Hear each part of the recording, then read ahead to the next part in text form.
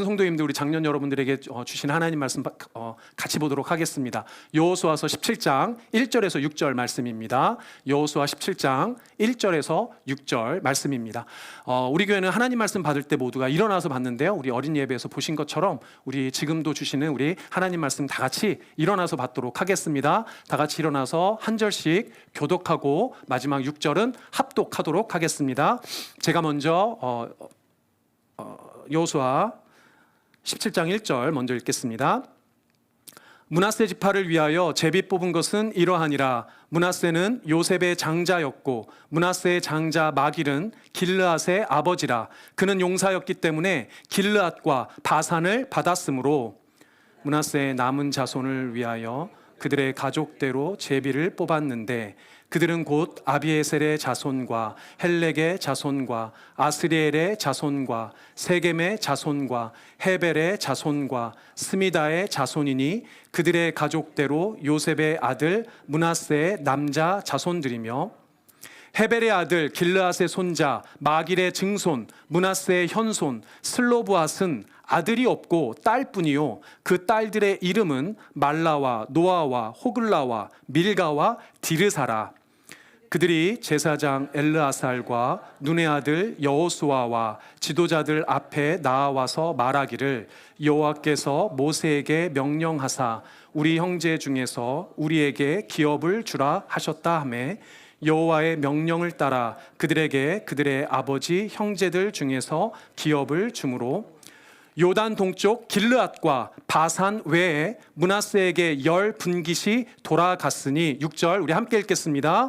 므낫세의 여자 자손들이 그의 남자 자손들 중에서 기업을 받은 까닭이었으며 길르앗 땅은 므낫세의 남은 자손들에게 속하였더라. 아멘. 앉아주시기 바랍니다. 제가 잠깐 기도하고 말씀 전하겠습니다. 살아계신 하나님 감사합니다. 아버지께서 지금 주신 이 말씀 가운데 역사하여 주시옵소서. 부족한 자를 세우셨사오니 종의 허물과 죄악은 다 가리시고 아버지 하나님의 영광만 주의 뜻만 전할 수 있도록 역사하여 주시옵소서. 주님께서 함께 하실 줄 믿고 감사드리며 예수님의 이름으로 기도드립니다. 아멘. 자, 할렐루야. 우리 다시 한번 인사 나누겠습니다. You are special. You are special. 네, 우리 저 뒤에 우리 선교사님 missionary, right? Yes. I remember you, but sorry, I cannot remember your name. But welcome, welcome. 우리 서로 다시 한번 인사하겠습니다. 사랑합니다, 축복합니다. I love you, I bless you. 네, 감사합니다. 오늘은 여호수아서 계속 강해 이어가고 있는데요. 오늘은 분배 원칙 두 번째 시간, 약자가 먼저다라는 제목으로 말씀 계속 듣도록 하겠습니다. 처음 오신 분들은 이제 여호수아서 계속 강의를 하고 있고요. 여호수아서의 땅의 정복 부분이 마무리되고 땅을 분배하는 내용들을 다루고 있습니다. 그 땅의 분배에 다루어지는 본문들 중에 그 원칙들 몇 가지 원리들이 나오는데요. 그런 부분들을 다루고 있습니다. 이번 시간은 약자가 먼저다라는 내용인데 전후 문맥을 조금 파악이 어려우시더라도 잘 따라오시면 충분히 이해하실 수 있을 거라 믿습니다. 지금도 세계 곳곳에서 전쟁이 지금 많이 일어나고 있죠. 저희 교회가 뭐 그런 부분을 아주 자세하게 나누고 기도하고 있지는 않지만 전쟁의 상황이 끝이지 않고 많은 사람들이 이 전쟁으로 인해서 힘든 또 어려운 혹독한 시절을 보내고 있는 것은 사실입니다. 뭐 저도 전쟁을 겪지는 않았지만 상상만 해보아도 전쟁은 참 참혹한 일이고 많은 사람들이 목숨이 경각에 달려있기 때문에 누구에게나 힘든 시간이고 힘든 상황임은 분명합니다.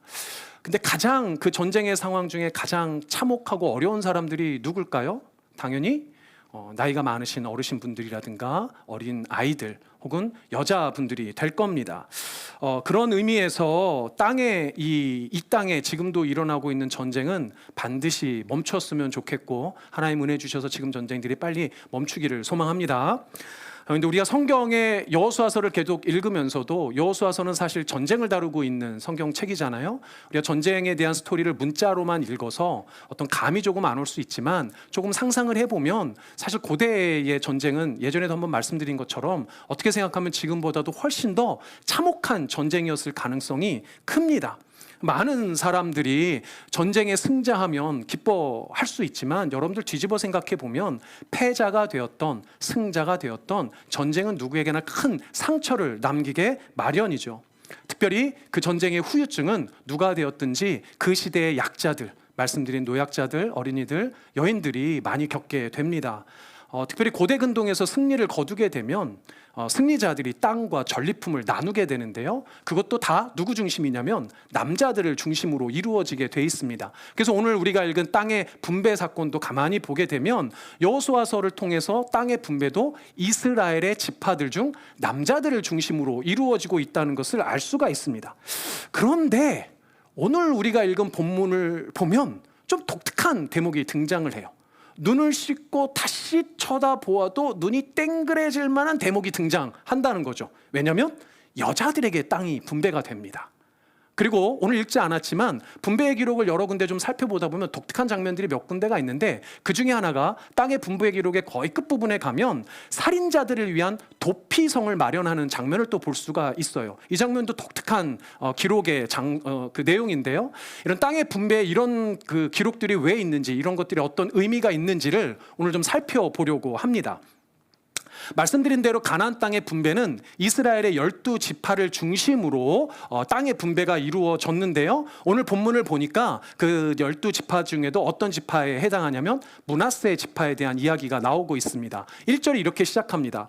므낫세 지파를 위하여 제비 뽑은 것은 이러하니라. 므낫세는 요셉의 장자였고 므낫세의 장자 마기는 길르앗의 아버지라. 그는 용사였기 때문에 길르앗과 바산을 받았으므로 라고 기록합니다.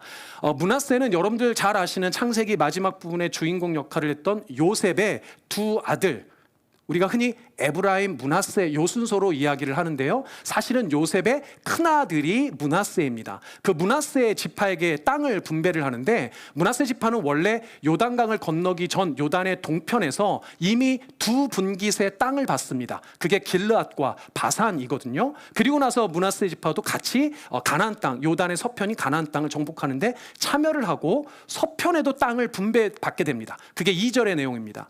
남은 자손을 위하여 그들의 가족대로 제비를 뽑았는데 그들은 곧 아비에셀의 자손과 헬렉의 자손과 아스리엘의 자손과 세겜의 자손과 헤벨의, 이름도 어렵죠. 네, 헤벨의 자손과 스미다의 자손이니 그들의 가족대로 요셉의 아들 므낫세의 남자 자손들이며, 여기 6명의 아들들 이름이 등장을 합니다. 남자들의 이름이 등장을 하게 되죠. 자, 그런데 이어서 아주 독특한 장면이 나옵니다. 3절이 이렇게 이어집니다. 헤벨의 아들, 그 6명의 아들 중에 헤벨의 아들 길르앗의 손자 마길의 증손 므낫세의 현손 슬로브앗은 아들이 없고 딸뿐이요. 그 딸들의 이름은 밀라가 아니고 말라입니다. 죄송합니다. 말라와 노아와 호글라와 밀가와 디르사라. 여러분들 4절 같이 읽겠습니다. 함께 읽습니다. 시작. 그들이 제사장 엘르아살과 눈의 아들 여호수아와 지도자들 앞에 나와서 말하기를 여호와께서 모세에게 명령하사 우리 형제 중에서 우리에게 기업을 주라 하셨다 하매 여호와의 명령을 따라 그들에게 그들의 아버지 형제들 중에서 기업을 주므로. 아멘. 좀 복잡하고 어렵죠. 이름도 많이 등장하고요. 제가 간단히 좀 정리를 해드리면 이렇습니다. 므낫세 지파의 자손들 중에 길르앗이라는 아들이 있어요. 길르앗. 자, 이게 근데 사실 오늘 본문에만 해도 길르앗이 인명으로도, 그러니까 사람 이름으로도 등장하고 지명으로도 등장하기 때문에 좀 혼란스러우실 텐데, 일단 어쨌든 길르앗은 므낫세 지파의 후손 중에 한 아들의 이름입니다. 그래도 좀 복잡해서 제가 족보를 가지고 왔어요. 글씨가 좀 작죠. 제가 읽어드릴게요. 여기가 므낫세고 마길입니다. 마길의 아들 중에 길르앗이 있어요. 길르앗에게 6명의 아들이 있습니다. 6명의 아들. 6명의 아들이 아리에셀이라고 나오는데 이에셀, 헬렉, 아스리엘, 세겜, 스미다, 헤벨, 이렇게 6명의 아들이 등장을 해요.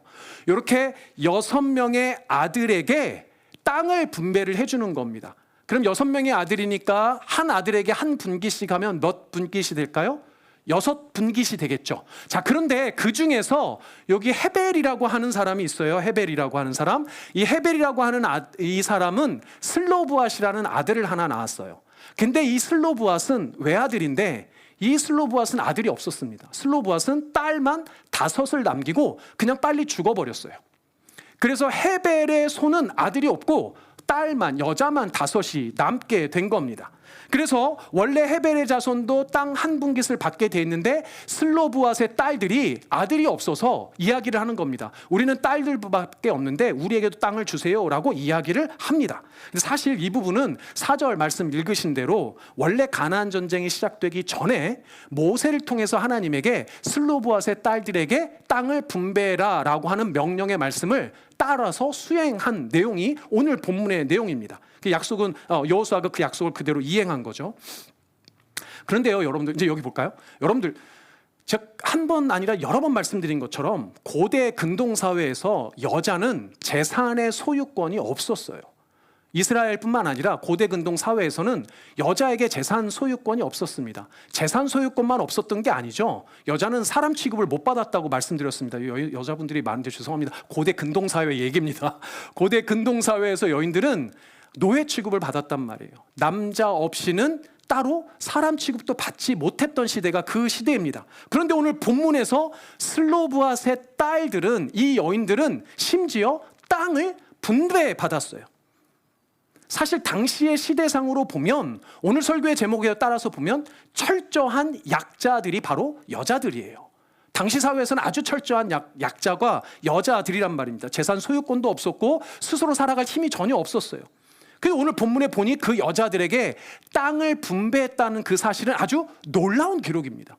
그런데 그것만이 아니에요. 단순히 땅을 분배한 게 아닙니다. 더 놀라운 사실을 오늘 본문을 가만히 들여다보면 더 놀라운 사실을 2가지를 발견할 수 있는데 아주 완전히 철저하게 넘겨주었어요. 게다가 넘치게 주었습니다. 목사님 무슨 말입니까? 첫째, 슬로브앗의 딸들에게는 더욱 많은 땅을 주었습니다. 여러분 한번 생각해 보겠습니다. 다시 한번 5절을 계속해서 5절을 읽어보면 이렇게 이야기합니다. 요단 동쪽 길르앗과 바산 외에 므낫세에게 몇 분깃이 돌아갔어요? 10분깃이 돌아갔어요. 10분깃이 돌아갔으니 므낫세의 여자 자손들이 그의 남자 자손들 중에서 기업을 받은 까닭이었으며 길르앗 땅은 므낫세의 남은 자손들에게 속하였더라. 보니까 10분깃이 돌아갔는데 10분깃이 돌아간 이유가 저 슬로브앗의 딸들 때문이라는 거예요. 그래도 감이 잘 안 오시죠? 그래서 다시 족보를 꺼냈습니다. 자, 족보를 다시 한번 보시면 길르앗의 아들이 몇 명이라고 그랬어요? 6명이죠. 6명 중에 ESL부터 스미다까지 5명에게는, 5 아들에게는 아들당 한 분깃해서 몇 분깃이에요? 5분깃. 근데 헤벨이라는 아들이었던 슬로브앗이 남긴 딸들 5명에게는 딸 한 사람당 한 분깃씩을 주었어요. 그러니까 딸 5명에게 5분깃이 돌아간 겁니다. 결국은 같은 형제들 중에 헤벨만 몇 분깃을 받은 거예요? 5분깃 받은 거예요. 그래서 합하니까 총 몇 분깃이 되는 겁니까? 10분깃이 되는 거예요. 다른 아들들에 비하면 이 헤벨의 자손들은 5배나 더 많은 땅을 받게 된 겁니다. 할렐루야. 놀랍죠?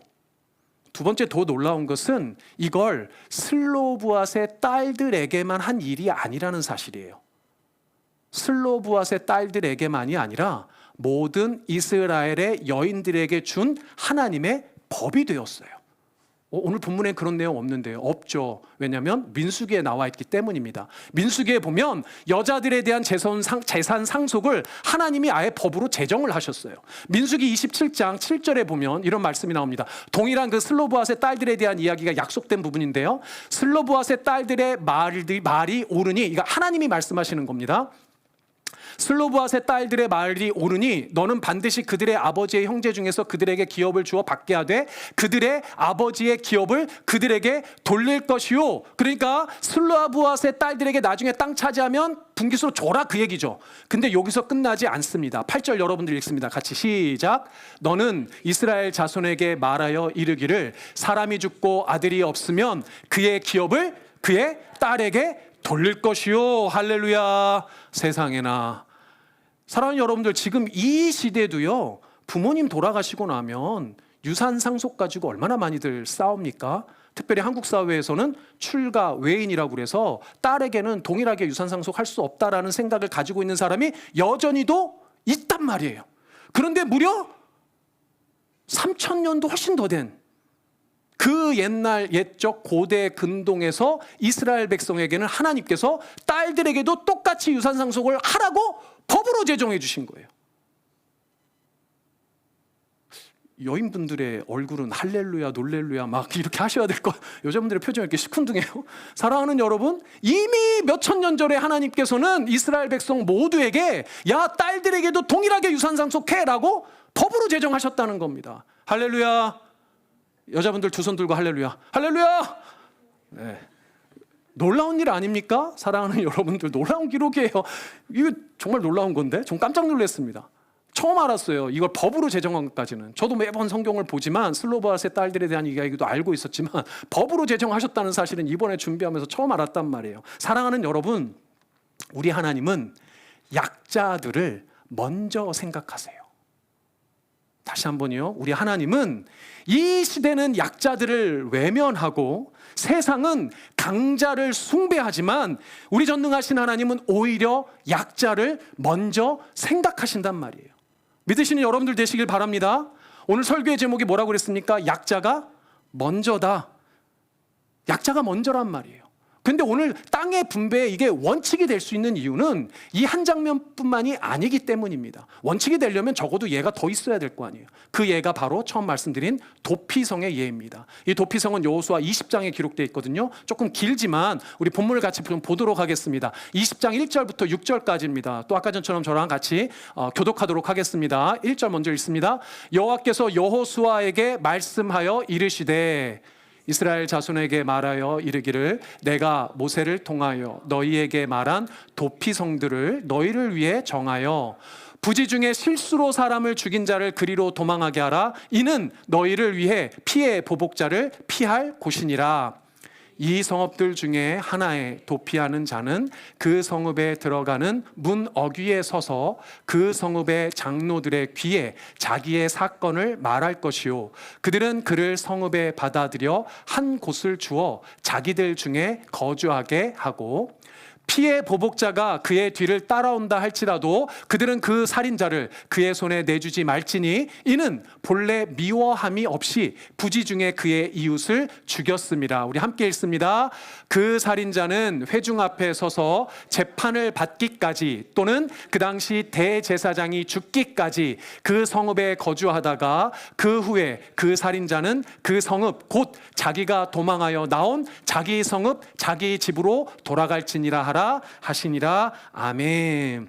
네, 내용이 좀 길지만 요 본문에 나오는 이 이야기를 도피성 제도라고 우리가 흔히 이야기합니다. 여호수아서를 우리가 보고 있지만 사실은 먼저 앞서 신명기나 민수기에 먼저 등장하는 내용이에요. 근데 오늘 본문에서는 이제 가나안 땅을 차지하고 난 이후에 모세에게 주셨던 도피성을 만들어라라고 약속하셨던 그 말씀대로 도피성을 여호수아가 제정하고 있는 장면을 그린 겁니다. 왜 도피성을 세웠는가? 이게 되게 중요한데요. 사실 이 도피성의 스토리는 너무 중요한 얘기가 많아요. 그래서 따로 한 편을 해도 모자란데 오늘은 그냥 주제에 맞춰가지고 그 부분만 좀 핵심을 두고 좀 보도록 하겠습니다. 도피성 제도는 대충 이런 거죠. 사람이 살인을 했어요. 이제 살인을 했는데 부지 중에 살인한 겁니다. 부지 중에 살인을 했다는 건 이런 겁니다. 의도를 했다는 게 아니에요. 그러니까 실수로 잘못해서 실수로 사람을 죽이게 된 겁니다. 그것을 부지 중에 살인한 자라고 표현을 하는 거죠. 그리고 그 실수로 부지 중에 살인한 자가 도피성이라고 정해놓은 곳에 도망가서 거기에 피해 있어라 라는 제도가 도피성 제도이거든요. 근데 여러분들 한번 생각해 보세요. 왜 이런 제도를 정했냐면 어쨌든 살인 사건이 벌어지고 살인을 당한 살해당한 사람의 주변 사람들은 마음이 어떨까요? 마음이 엄청 슬프고 분노가 일어나고 화가 나고 이러지 않겠습니까? 상대방이 어떤 이유로 죽였던지 상관없이 죽임을 당한 살해당한 사람의 가족들과 친척들은 엄청나게 큰 혼란과 분노에 휩싸일 거란 말이죠. 그러니까 분명히 복수를 하고 싶은 사람도 있을 거란 말입니다. 그 복수를 하고 싶은 그런 사람을 오늘 본문 3절에서는 피해 보복자라는 표현을 써서 이야기를 하고 있습니다. 그러니까 복수심에 사로잡힌 사람이 부지 중에 의도 없이 실수로 잘못해서 죽인 사람에게 복수를 취할 수도 있다는 거죠. 근데 여러분들 생각해 보세요. 물론 생각한다고 가늠은 안 되겠지만 복수심에 사로잡힌 사람의 집념과 무서움은 대단합니다.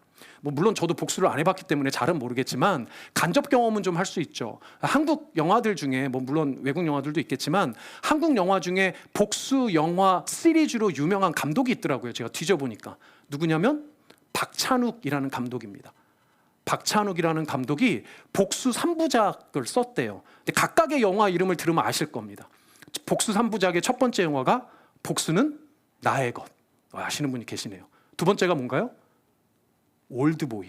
올드보이 아시죠? 이게 복수 3부작의 두 번째래요. 마지막 세 번째가 친절한 금자씨 라는 제목의 영화랍니다. 이게 세 개가 박찬욱 감독의 복수 3부작 시리즈래요. 물론 저는 이 영화 중에 제대로 본 영화가 한 편도 없습니다. 별로 저에게는 안 끌려서. 그래서 하여튼 뒤져봤습니다. 어떤 내용들인지 좀 뒤져봤는데 다 결말이 우울하고 다 별로 안 좋아요. 그런데 그 중에서도 첫 번째 영화에 해당하는 복수는 나의 것이라는 영화의 주연 배우가 그 유명한 송강호 씨라는 배우더라고요. 근데 이 영화에 가장 유명한 명대사가 있어요. 그게 뭐냐면 송강호 씨가 이제 복수를 하는 장면에서 한 대사인데 이런 대사입니다. 너 착한 놈인 거 안다. 그러니까 내가 너 죽이는 거 이해하지? 이런 대사예요. 제가 목소리 흉내를 못 내겠습니다. 다시 한번요. 이런 대사입니다. 너 착한 놈인 거 알아. 그러니까 내가 너 죽이는 거 이해하지? 이렇게 말하는 거예요.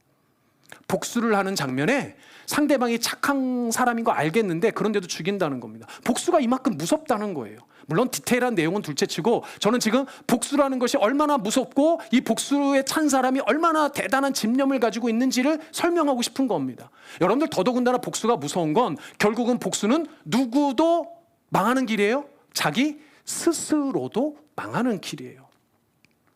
도피성 제도는 바로 그런 피해 복수를 막고자 부지 중에 살인한 사람은 물론 복수에 가득 찬 사람마저도 보호하기 위한 제도였다는 겁니다. 일단 어느 시대이고 말씀드린 대로 사람을 죽인 살인자는 사실 이유를 막론하고 주변 사람들에게 쉽게 지탄받겠죠. 법적으로도 일단 살인을 했으니까 보호받기가 쉬울까요? 아마 어려울 겁니다. 그런데 의도적으로 죽인 것도 아니고 본인도 실수를 죽였다면 사실은 누가 가장 힘들까요? 그 살인한 사람이 가장 힘들겠죠. 아마 스스로의 양심이 스스로를 죽이는 상황이 갈 수도 있을 겁니다. 이런 표현이 적절할지는 모르겠지만 아마 스스로가 반송장, 거의 죽은 상태나 다름없는 상황일 거예요. 누구보다도 가장 힘든 상황에 있는 사람이 이렇게 부지중에 실수로 살인을 저지른 사람일 거란 말입니다. 그렇게 생각해 보면 세상에 이보다 더한 약자가 있을까요? 사람들로부터도 보호받지 못하고 법적으로도 보호받기 힘들고 심지어는 스스로에게도 보호받지 못하는 약자, 그게 부지중에 실수로 살인을 저지른 사람이라는 겁니다. 도피성은 바로 그 약자를 보호하기 위한 제도였다는 거죠. 그렇게 생각을 해보면 슬로브앗의 딸들에게 땅을 분배한 내용, 그리고 정복한 땅을 분배하는 과정에서 이 도피성 제도를 설정한 내용에도 가만히 생각을 해보면 이 독특한 두 기사에 공통점이 있는데 그게 바로 뭐예요? 약자가 먼저다라는 사실입니다. 그러니까 사랑하는 여러분, 분배 원칙 두 번째 원리는 뭡니까? 약자가 먼저라는 거예요. 하나님은 시대의 상황이나 겉으로 드러난 한두 가지 사실만 가지고 사람을 판단하지 않습니다. 하나님께서 절대로 놓치지 않는 인간 본질은 누가 진짜 약자냐라는 것을 알고 계신다는 거예요. 하나님께서는 누가 참으로 약자인지 정확히 알고 계시고 그 약자를 먼저 보호해야 된다고 말씀하고 계시는 겁니다. 그래서 우리도 어떻게 해야 되는 거예요? 약자에게 먼저 집중하고 약자를 먼저 챙기는 게 맞다는 거예요. 말과 혀로만이 아니라 행함과 진실함으로 섬기라는 거죠. 그것이 우리 교회가 가지고 있는 세 번째 오퍼링 처치에 대한 기본적인 배경입니다. 그런데 이 오퍼링 처치는 제 개인적인 목회 철학이 아니란 말이에요. 이건 오늘 여호수아서뿐만 아니라 모든 성경에서 그리고 있는 하나님이 가지고 계신 기본적인 관심사예요. 약자에 대한 배려, 약자가 먼저라는 겁니다. 사랑하는 여러분, 우리 교회가 여러분들이 바로 그 약자를 먼저 돌보는 그런 우리 교회 공동체 여러분들이 되시기를 주님의 이름으로 축복합니다. 아멘. 그런데 이미 몇 차례 이런 부분은 우리가 강조했었죠. 맞죠? 제가 여러 번 강조를 했습니다. 오늘 처음 오신 분들은 처음 듣겠지만 여러 번 강조를 했습니다. 그래서 오늘은 조금 다른 측면을 보려고 해요. 근데 이게 어떤 측면이냐면 더 본질적인 측면입니다. 오퍼링이 정말 제대로 되기 위한 본질적인 측면을 강조했으면 하는데 그게 뭐냐면 저를 따라해 봅시다. 우리가 약자다. 우리가 약자다. 한 번 더 하겠습니다. 내가 바로 약자다. We are the weak. I am the weak. 우리가 약자라는 거예요. 아니, 목사님, 우리가 갑자기 약자라니요? 이게 뭔 말입니까? 질문하실 텐데 그 답이 바로 오늘 슬로보아식과 또 도피성 스토리에 담겨져 있는데요. 생각해 봅시다. 슬로보아스의 딸들은 여자로서 당신은 물론 지금도 사실은 약자죠. 우리가 왜 약자라고 합니까? 그 이유는 스스로 살 수 없기 때문이에요. 맞죠? 두 번째, 도피성, 부지 중에 아무런 나쁜 의도 없이 실수로 살인한 사람들이 도피성으로 도망해야만 하는 이유가 뭘까요? 스스로 살아남기 힘들어서예요. 이 두 본문에 등장하는 약자들의 공통점은 스스로는 살 수가 없다는 거예요. 그럼 사랑하는 여러분, 여러분들 스스로를 돌아보시기 바랍니다. 우리 스스로 살아남을 수 있나요? 우리 스스로 절대로 영원한 생명을 얻을 수 없지 않습니까? 우리 스스로는 하나님의 자녀가 될 수도 없고 우리 스스로는 천국에 가고 싶어도 천국에 들어갈 수도 없단 말이에요. 당연히 우리 스스로는 하나님의 말씀을 따르고 싶고 예수 그리스도의 제자로 예수님의 말씀에 순종하고 싶어도 우리 스스로는 그럴 수가 없단 말이에요. 그런 의미에서 우리는 철저한 약자입니다. 그래서 하나님은 연약하고 불완전한 우리를 긍휼히 여기시고 그분의 아들 예수마저도 아끼지 않고 우리에게 보내주셨단 말이에요. 정말 그런가? 정말 그런가?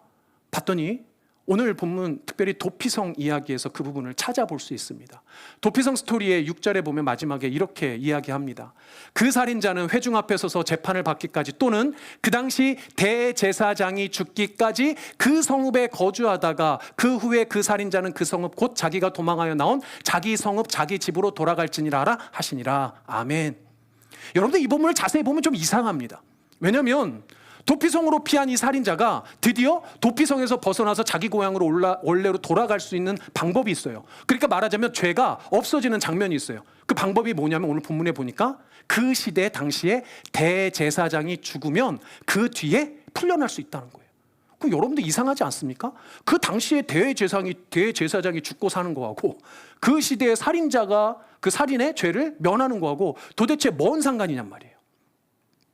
그런데 여기에는 신학적으로 너무나도 중요한 의미가 담겨져 있습니다. 우리 지난주 블루 BMP 오신 분들은 히브리서를 같이 나눴는데 히브리서 4장 14절에 아주 중요한 말씀이 있습니다. 우리 같이 읽어보겠습니다. 시작. 그러므로 우리에게 큰 대사장이시니 승천하시니 곧 하나님의 아들 예수시라. 우리가 믿는 도리를 굳게 잡을지어다. 아멘. 사랑하는 여러분, 진짜 대제사장이 누구예요? 영원한 대제사장이 누구예요? 바로 예수 그리스도란 말이에요. 예수님이 이 땅에서 십자가에 죽으신 이유가 무엇입니까? 그 십자가의 피로 우리의 죄를 대속해서 우리 스스로는 절대로 얻을 수 없는 영원한 생명을 주신 것 아니에요. 영원한 대제사장이신 예수의 죽음 그 피가 없다면 우리는 살아남을 수가 영원한 생명을 얻을 수가 없단 말입니다. 다시 살아날 길이 없어요. 예수 아니면. 그 예표로 이미 도피성 스토리에서 그 당시 대제사장의 죽음, 대제사장의 피가 아니면 도피성으로 피해 있는 그 살인자도 살 수가 없었던 거예요. 그 예표가 정확히 이어져서 지금 이 시대 우리에게 예수 그리스도로 온 겁니다. 예수 아니면 다시 살아날 길이 없는 줄 믿습니다. 예수밖에 없는 줄 믿습니다. 아멘. 믿으시는 여러분들 되시길 바랍니다. 아멘. 여러분들 우리 스스로가 우리 스스로 내가 철저한 약자임을 인정하지 않으면 다른 사람들, 다른 약자를 돕는 게 나의 의로 그쳐요. 다른 약자를 섬기는 것보다 내가 먼저 약자임을 철저히 주님 앞에 고백하고 인정하는 게 먼저여야 한단 말이에요. 도대체 왜 그럴까? 도대체 왜 그럴까?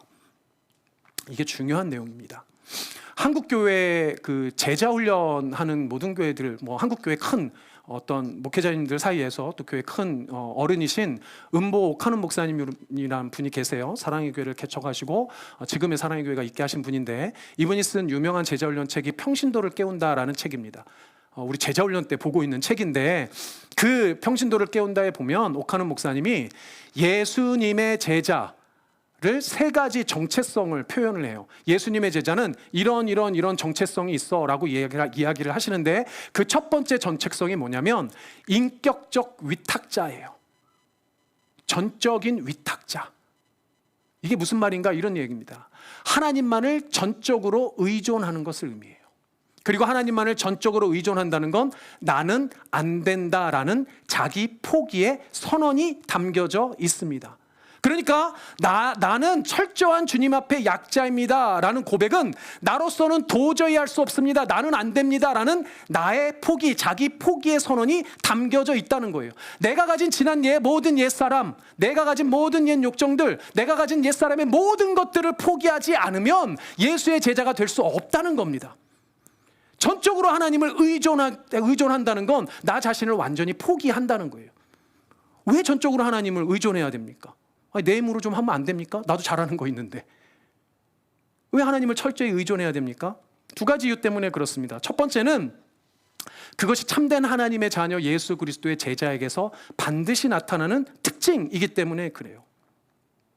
여러분들 기독교 신앙의 시작이 어디서 시작되는지 아십니까? 기독교 신앙이 시작될 수 있는 가장 첫 번째 근거는 하늘 보좌의 하나님이 그 보좌를 버리시고 이 땅 가운데 예수 그리스도라는 인간의 옷을 입고 오신 성육신의 사건이에요. 하나님이시기를 거부하고 이 땅에 내려오셔서 인간의 옷을 기꺼이 입으신 성육신의 사건이 우리 기독교 신앙의 출발점이 될 수 있다는 겁니다. 예수님께서 이 땅 가운데 성육신으로 내려오시지 않았다면 기독교는 없어요. 스스로의 자리를 부인하시지 않았다면, 예수님이 자기 부인을 하시지 않았다면 기독교 신앙은 스타트를 할 수가 없었다는 겁니다. 우리도 마찬가지예요. 나 자신의 연약함을 인정하고 하나님을 철저히 의존하지 않으면 사실 기독교 신앙은 시작될 수도 없습니다. 그래서 세례 요한이 뭐라고 말했습니까? 그는 흥하여야겠고 나는 쇠하여야 한다라고 말한 이유가 거기에 있는 겁니다.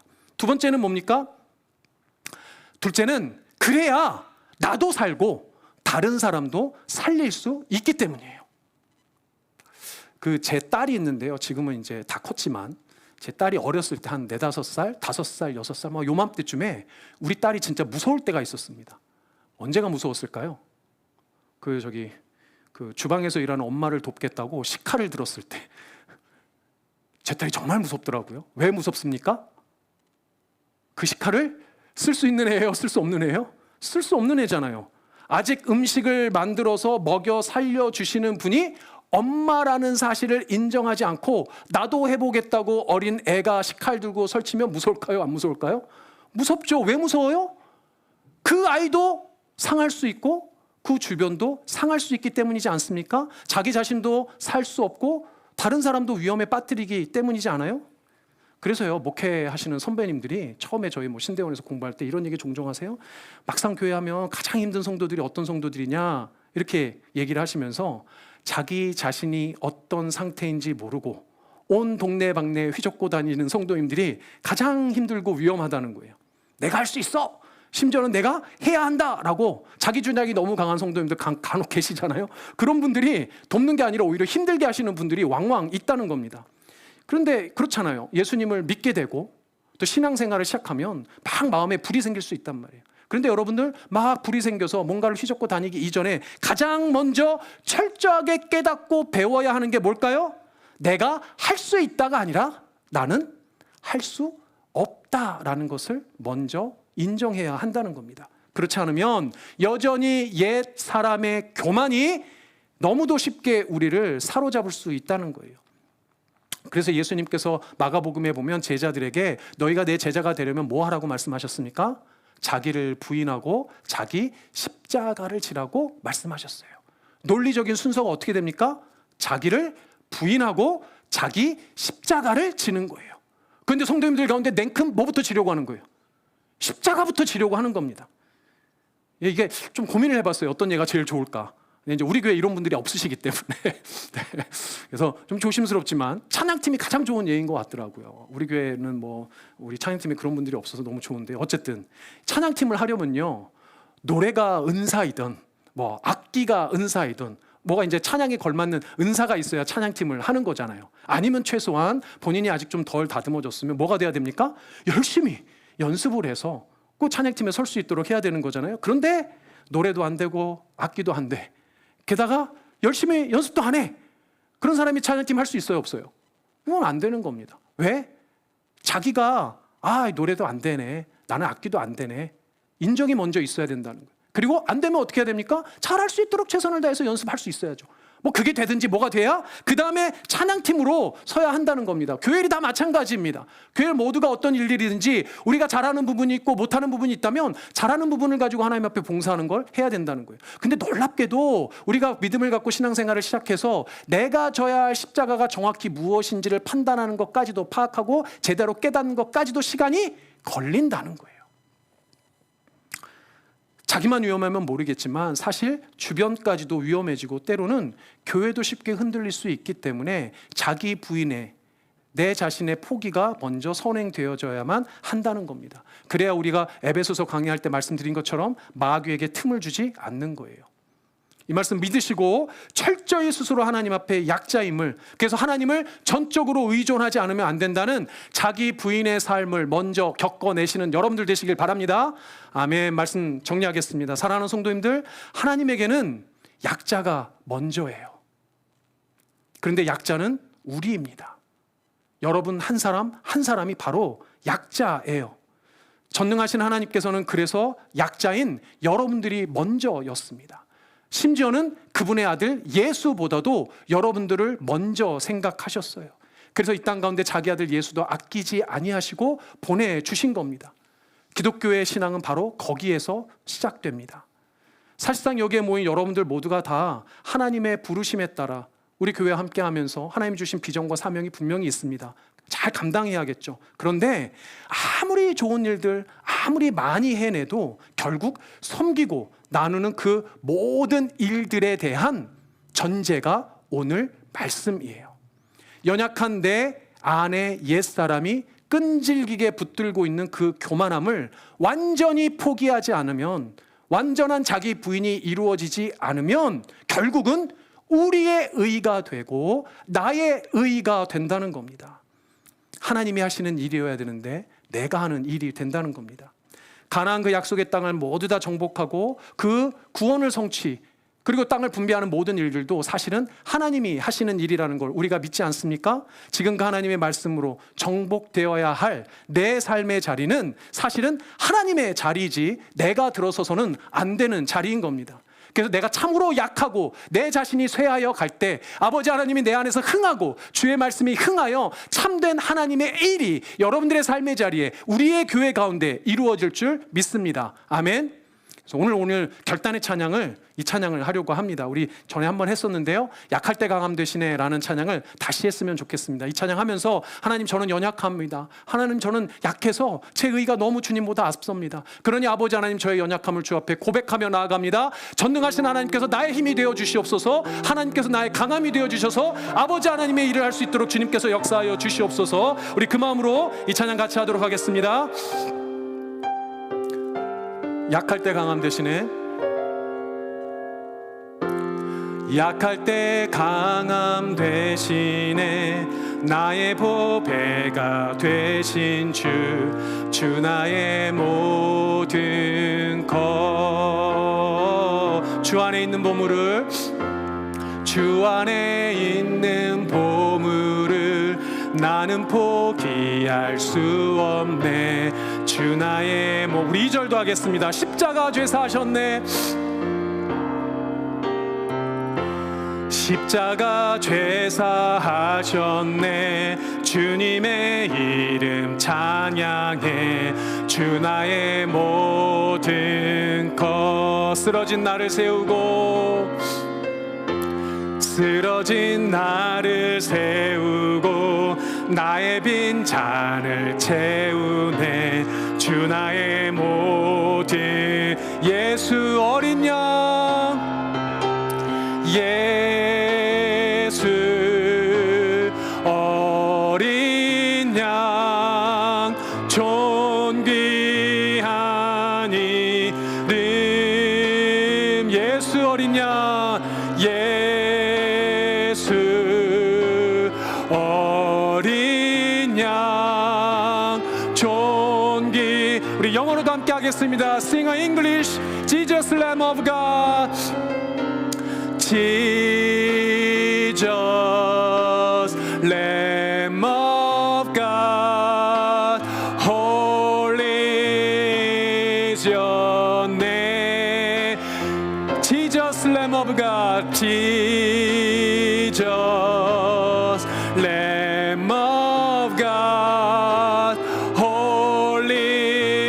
예수 어린 양, 예수 어린 양, 예수 어린 양, 존귀한 이름.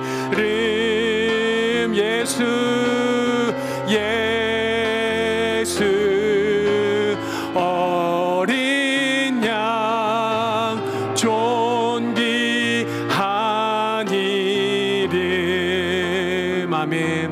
우리 시간 다 같이 눈을 감고 함께 기도했으면 좋겠습니다. 사랑하는 우리 성도님들, 지금 이 시간 우리가 정직하게 아버지 하나님 앞에 섰으면 좋겠습니다. 하나님, 저는 연약합니다. 주님, 저로서는 도저히 감당할 수 없는 무게들입니다. 나는 쇠하였고 주님은 흥해야 되는데 여전한 내 교만이 나의 삶을, 내 영혼을 치고 올라옵니다. 여전한 옛사람이 나를 사로잡아 내가 할 수 있다라는 교만한 생각에 사로잡힐 때가 너무 많습니다. 아버지 하나님, 그러나 이 찬양을 통해, 오늘 말씀을 통해 다시 한번 주 앞에 엎드리며 나아가오니 약한 나를 붙잡아 주시옵소서.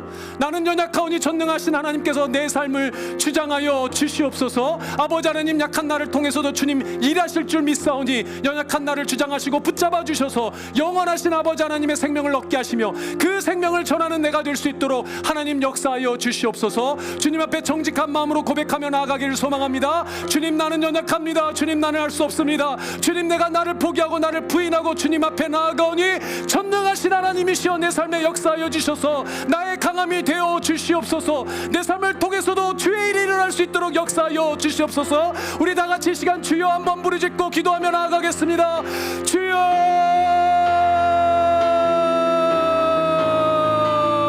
아버지 하나님 감사합니다. 주여, 아버지 하나님, 주 앞에 회개하며 나아가오니 교만한 저를 용서하여 주시옵소서. 여전히 아버지 하나님, 주 앞에 고개를 빳빳이 들고 아버지 하나님, 나를 할 수 있다고 아버지 하나님이여 주 앞에서는 나의 모든 교만함을 물리쳐 주시옵소서.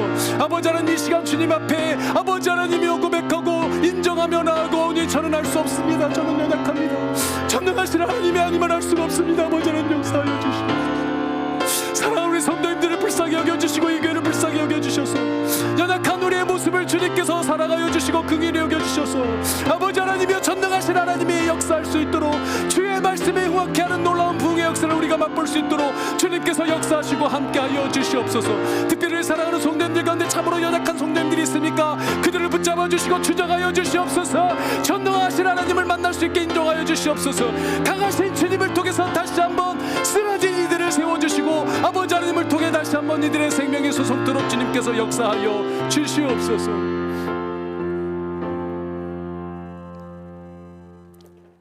아버지 하나님, 주님 앞에 엎드리며 나아갑니다. 두 손 들고 회개하며 나아갑니다. 아버지 하나님의 모든 교만함을 물리쳐 주시고 연약한 가운데서도 여전히 빳빳이 고개를 들고 주 앞에 내세웠던 나의 모든 옛 삶의 교만함과 욕정들을 주 앞에 내려놓고 나아가오니 주여 용서하여 주시옵소서. 간절히 소망 없기는 전능하시며 아버지 하나님 강하시고 능하신 주님 아버지께서 나의 참된 아버지 되어주시고 나의 주인이 되어주셔서 나의 교만을 물리쳐 주시고 나는 쇠하며 오직 내 안에 살아계신 예수 그리스도만이 흥할 수 있도록 주께서 역사하여 주시옵소서. 그리하여 나의 연약한 삶을 통해서도 주님 아버지의 일을 이루어 나갈 수 수 있도록 참으로 이 시대에 아버지 하나님 우리에게 허락하신 약자들을 돌아볼 수 있는 죄를 아버지 하나님 할 수 있는 사람 될 수 있도록 주께서 역사하여 주시옵소서.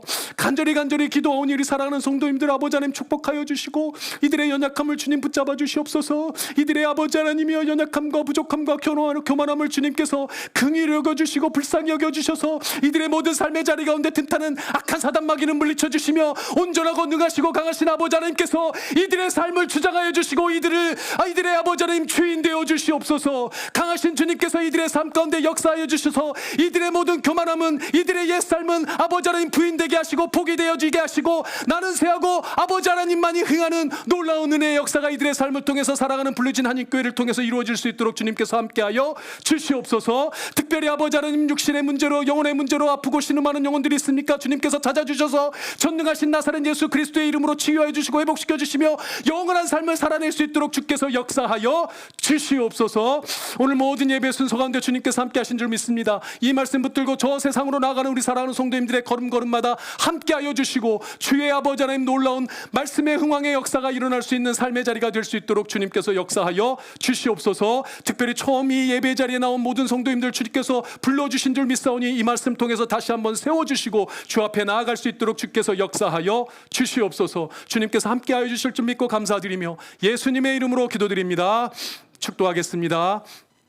지금은 우리를 구원하여 주신 예수 그리스도의 은혜와 아버지 하나님의 놀라우신 사랑과 성령 하나님의 교통하심이 나의 모든 연약함을 주 앞에 내려놓고 나를 먼저 부인하며 자기 포기의 삶을 선언함으로 그리하여서 전적으로 능하시며 강하신 우리 아버지 하나님만을 온전히 의지하고 의존하고자 작정하고 주 앞에 결단하는 사랑하는 우리 블루진 한인교회 모든 성도님들 머리 위에 이 자리에 함께하고 있는 모든 권속들 위에 이들의 가정과 일생 먼 타지에 나가 있는 가족들에게까지 지금으로부터 영원토록 함께 있을지어다.